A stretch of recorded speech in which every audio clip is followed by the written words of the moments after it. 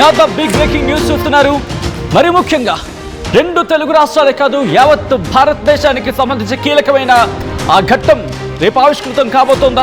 మరి ముఖ్యంగా middle east లో యుద్ధం జరుగుతున్న సందర్భంలో లాక్డౌన్ లాంటి పరిస్థితులు మళ్ళీ ముందుకు రాబోతున్నాయా? ప్రస్తుతం భారతదేశాన్ని కలవరపెడుతున్న అంశం ఇది. ఈ నేపథ్యంలో కీలకమైన డెవలప్మెంట్ చోటు చేసుకున్న దానికి సంబంధించిన బిగ్ బ్రేకింగ్ న్యూస్ చూస్తున్నారు. Here it is on the screens of RTV. రేపు అన్ని రాష్ట్రాల ముఖ్యమంత్రులతో ప్రధాని మోదీ భేటీ కాబోతున్నారు. ఎమర్జెన్సీ మీటింగ్ ఉంది రేపు. గ్లోబల్ క్రైసిస్ ను ఎదుర్కోవడానికి సిద్ధమవుతోంది ఇటు భారత ప్రభుత్వం. మిడిల్ ఈస్ట్ వార్ పరిస్థితిపై ముఖ్యమంత్రులతో భేటీ కాబోతున్నారు ఆయన. రాష్ట్రాల్లో గ్యాస్ ఎలా ఉంది, అంటే కొరత ఎలా ఉంది, పెట్రోల్కి సంబంధించి నిల్వలు ఎలా ఉన్నాయి, దీనిపైన రేపు డిస్కస్ చేయబోతున్నారు. కీలక నిర్ణయం తీసుకోబోతోంది కేంద్ర ప్రభుత్వం. రాష్ట్ర ప్రభుత్వాలు తీసుకోవాల్సిన జాగ్రత్తలపై డైరెక్షన్స్ ఇవ్వబోతోంది కేంద్రం. వీడియో కాన్ఫరెన్స్ ద్వారా మాట్లాడబోతున్నారు ప్రధాని. యాక్షన్ ప్లాన్ సిద్ధం చేసుకున్నట్టు ఇప్పటికీ కేంద్ర ప్రభుత్వం చెప్పుకొచ్చింది. ఇన్ఫాక్ట్ కేంద్రం కూడా ఇప్పటికే సిద్ధం కాబోతోంది. రేపు సంచలన నిర్ణయం తీసుకునే అవకాశం ఉందా? పాకిస్తాన్ సంబంధించి మాట్లాడుకున్న సందర్భం. బట్ ఆ విషయం పక్కన పెడితే ఇప్పుడు లాక్డౌన్ ఉండబోతోందా? ఒకవేళ ఉంటే పూర్తి స్థాయిలోనా, లేకపోతే మధ్యస్థంగానా, లేకపోతే మైక్రో లెవెల్లో ఉండే అవకాశం ఉందా? లాక్డౌన్ అంటే ఎక్కడికక్కడ మనల్ని మనం నియంత్రించుకోవడం, ఇటువంటి వైపు వెళ్ళే అవకాశం ఉందా? వర్క్ ఫ్రమ్ హోమ్ ఆప్షన్కి సంబంధించి ఎటువంటి నిర్ణయం వెల్లడించబోతోంది అనేది మాట్లాడుకుంటున్న పరిస్థితి. దీంతో పాటు డీటెయిల్గా మాట్లాడుకున్న సందర్భంలో రేపు ముఖ్యమంత్రులతో భేటీ కావడం కీలకమైన ప్రాధాన్యత సంతరించుకుంది ప్రధాని మోదీ. రేపు అన్ని రాష్ట్రాల ముఖ్యమంత్రులతో భేటీ కాబోతున్నారు ఆయన. గ్లోబల్ క్రైసిస్ను ఎదుర్కోవడానికి కేంద్రం ఇప్పటికే సిద్ధమైంది. మిడిల్ ఈస్ట్ వార్ క్రైసిస్ పై ముఖ్యమంత్రులతో భేటీ కాబోతున్నారు ప్రధాని. రాష్ట్రాల నుండి గ్యాస్, పెట్రోల్ నిల్వలపై కీలక నిర్ణయం తీసుకునే అవకాశం ఉంది. రాష్ట్ర ప్రభుత్వాలు తీసుకోవాల్సిన జాగ్రత్తలపై డైరెక్షన్స్ ఇవ్వబోతోంది కేంద్రం. ఇటు వీడియో కాన్ఫరెన్స్ ద్వారా ముఖ్యమంత్రులతో మాట్లాడబోతున్నారు ప్రధాని.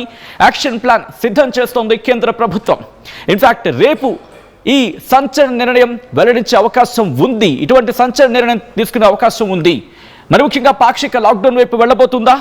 వర్క్ ఫ్రమ్ హోమ్ ఆప్షన్ వైపు కేంద్రం చూడబోతుందా? ఇప్పటికే పార్లమెంట్లో కరోనా లాంటి పరిస్థితులను ఎదుర్కోవడానికి సిద్ధంగా ఉండాలంటూ ప్రధాని నరేంద్ర మోదీ కీలకమైన ప్రకటన జారీ చేయడం, ఆ తర్వాత దీనికి బలం చేకూర్చేలా యావత్ భారతదేశంలో ఉన్న ఇంధన వినియోగదారులంతా పెట్రోల్ బంకులకు క్యూ కట్టడం, బంకుల్లో పూర్తిగా నిండిపోవడం, బంకులన్నీ కూడా రాత్రి నేను నిన్న ఆఫీస్ నుంచి ఇంటికి వెళ్తున్న క్రమంలో ఐ థింక్ అరౌండ్ 10 గంటలు కూడా 10-10:30 ఆ ప్రాంతంలో పూర్తిగా బంకులు క్లోజ్. నేను వెళ్తున్న రూట్ వైపు చూసినప్పుడు హెచ్పి పెట్రోల్ బంక్ కావచ్చు, భారత్ పెట్రోలియం కావచ్చు, ఇవి క్లోజ్ ఉన్నాయి.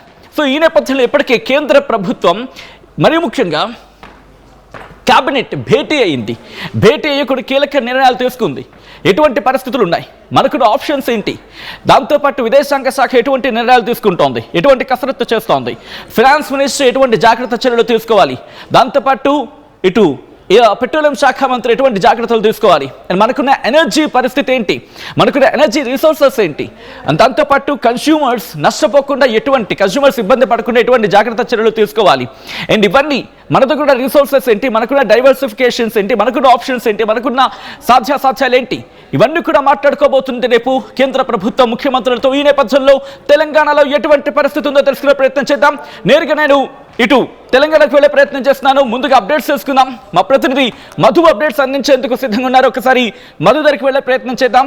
మధు, ప్రస్తుతం తెలంగాణలో ఎటువంటి పరిస్థితి ఉంది? తెలంగాణ ప్రభుత్వం ఎటువంటి జాగ్రత్త చర్యలకు దిగబోతోంది? తెలంగాణ ప్రభుత్వం ఎటువంటి డైరెక్షన్స్లో ఉంది ఇప్పటికీ? అట్ ద సేమ్ టైం రేపు కేంద్ర ప్రభుత్వంతో డిస్కషన్లో ఎటువంటి పాయింట్స్ ముందుంచే అవకాశం ఉంది? ఎగ్జాక్ట్లీ, ఇప్పటికే ఒక క్లారిటీ ఇచ్చింది కేంద్రం నుంచి. అన్ని రాష్ట్రాలకు స్పష్టమైనటువంటి మెసేజ్ వెళ్ళింది. భారతదేశ వ్యాప్తంగా ప్రస్తుతం చమురు నిల్వలు, క్రూడ్ ఆయిల్ దిగుమతి చేసుకుంటున్నాం కాబట్టి పెట్రోల్, డీజిల్, ఎల్పిజి ఏదైతే ఈ అవసరాలకు, ఇంధన అవసరాలకు కానీ ఇంటి అవసరాలకు కానీ ఉపయోగిస్తున్నటువంటి, రవాణా కోసం ఉపయోగిస్తున్నటువంటి పెట్రోల్, డీజిల్, ఎల్పిజి, సిఎన్జి వీటికి సంబంధించినటువంటి నిల్వలు 60 రోజులకు భారతదేశ వ్యాప్తంగా ఇప్పటి నుంచి తీసుకుంటే కరెక్ట్ ఇంకొక 2 నెలల వరకు పూర్తి బయటి దేశాల నుంచి, గల్ఫ్ దేశాల నుంచి దిగుమతి చేసుకోకుండా సరిపడేటువంటి నిల్వలు ఉన్నాయి 140 కోట్ల మందికి. అయినా కూడా పశ్చిమాసియాకు సంబంధించినటువంటి దేశాల్లో యుద్ధం జరగడం, ముఖ్యంగా ఇరాన్, ఇజ్రాయెల్, అమెరికా ఈ వారిలో కీలకంగా ఒకరిపైన ఒకరు తీవ్రమైనటువంటి దాడులు చేసుకుంటుండడంతో రవాణా నిలిచిపోయింది. క్రూడ్ ఆయిల్కి సంబంధించి సముద్ర మార్గాల ద్వారా వచ్చేటువంటి దిగుమతి చేసుకుంటున్నటువంటి భారత్ దిగుమతి చేసుకున్నటువంటి క్రూడ్ ఆయిల్ ఆగిపోయినటువంటి పరిస్థితి. ఇప్పుడే ఈ మధ్య కాలంలోనే వివిధ దేశాల అధిపతులతో మాట్లాడారు. ఇరాన్కి సంబంధించినటువంటి ప్రభుత్వ అధినేతలతో మాట్లాడారు నరేంద్ర మోదీ. సో అక్కడ నుంచి ఇప్పటికి 4 నౌకలు క్రూడ్ ఆయిల్ తీసుకొస్తున్నవి ఆల్రెడీ భారత్ బయలుదేరాయి. వాటికి సుగమమైంది మార్గం. సో ఫ్యూచర్లో కూడా మరింత తీసుకొచ్చారు. ఈ యుద్ధం కనుక ఇప్పుడు ఆగకపోతే మరింత తీవ్రమైతే ఫ్యూచర్లో ఇబ్బంది పడే పరిస్థితి ఉంటుంది. కాబట్టి దాన్ని కంట్రోల్ చేయాలనేటువంటిది ప్రధాని నరేంద్ర మోదీ అందరికీ ఇప్పటికే ఆదేశాలు ఇచ్చారు. ముఖ్యంగా అన్ని రాష్ట్రాల ముఖ్యమంత్రులతో మాట్లాడారు. ఇప్పటికే ఒక సమాచారం ఇచ్చింది కేంద్ర ప్రభుత్వం. ప్రస్తుతం ప్యానిక్ కావద్దు, సరిపడే నిల్వలున్నాయి. ఎవరైతే బ్లాక్ మార్కెట్ చేస్తూ ఉన్నారో డీజిల్, పెట్రోల్, ఎల్పీజీ వారిపైన కఠిన చర్యలు తీసుకోండి.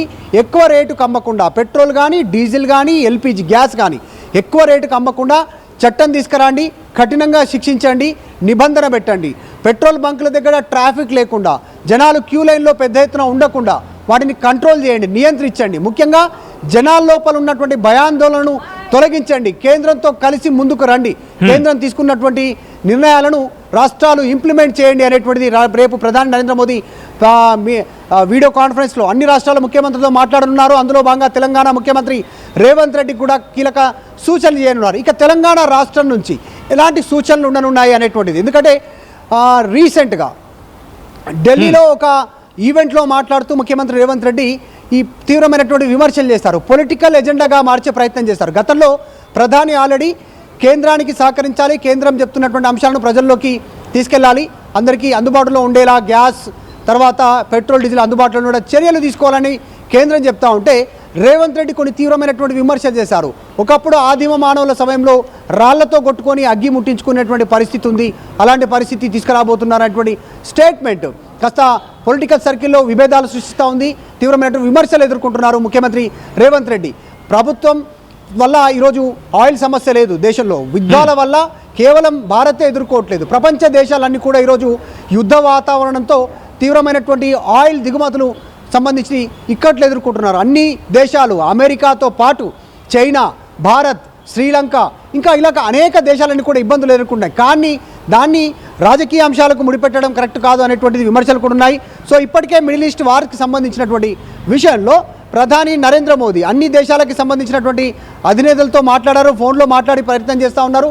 మ్యాక్సిమం ఈ వార్ ఇంకా లాంగ్ రన్లో కంటిన్యూషన్ లేకుండా త్వరగా ముగిస్తే ప్రపంచ దేశాలకు ఆయిల్ కొరత ఉండదు, తీవ్రమైనటువంటి సంక్షోభాల నుంచి బయటపడేటువంటి అవకాశం ఉంటుందనేది ఒక భారతే కాదు అన్ని దేశాలు. ఇప్పుడు చైనా మనకంటే ఎక్కువ జనాభా, భారత్ దాని తర్వాత స్థానం ప్రపంచంలో, ఇంకా మిగతా దేశాలు అంతా ఇబ్బందులు పడుతూ ఉన్నటువంటి పరిస్థితి. కాబట్టి దాన్ని ఎదుర్కోవాలనేటువంటిది ప్రధాని రేపు సూచనలు సలహాలు చేయనున్నారు వీడియో కాన్ఫరెన్స్లో. ముఖ్యంగా క్యూ లైన్లను కంట్రోల్ చేయడము, తర్వాత నిల్వలు 60 రోజుల నిల్వలు ఉన్నాయి దాన్ని ప్రజలకు వివరించడము, జనాలు ప్యానిక్ కాకుండా ఇబ్బంది భయాందోళనకు గురి కాకుండా వాళ్ళకి వివరించడము, తర్వాత ఈ పెట్రోల్, డీజిల్, ఎల్పీజీ ధరల నియంత్రణ చేయడము, ఇమ్మీడియట్గా పెంచకుండా బ్లాక్ మార్కెట్ చేయకుండా బ్లాక్ సప్లై చేంజ్ చేసేవారన్న దాన్ని బ్లాక్లో అమ్మేటువంటి వారు ఉంటే వారికి కఠినంగా శిక్షించాలి అనేటువంటిది ప్రధాని నరేంద్ర మోదీ రేపు ముఖ్యమంత్రుల సమావేశంలో కీలకమైనటువంటి స్టేట్మెంట్ చేయనున్నారు. ఇప్పటికీ ఆల్రెడీ కొన్ని దేశాలకు సంబంధించినటువంటి ఒమన్, మలేషియా, ఫ్రాన్స్కి సంబంధించినటువంటి దేశాల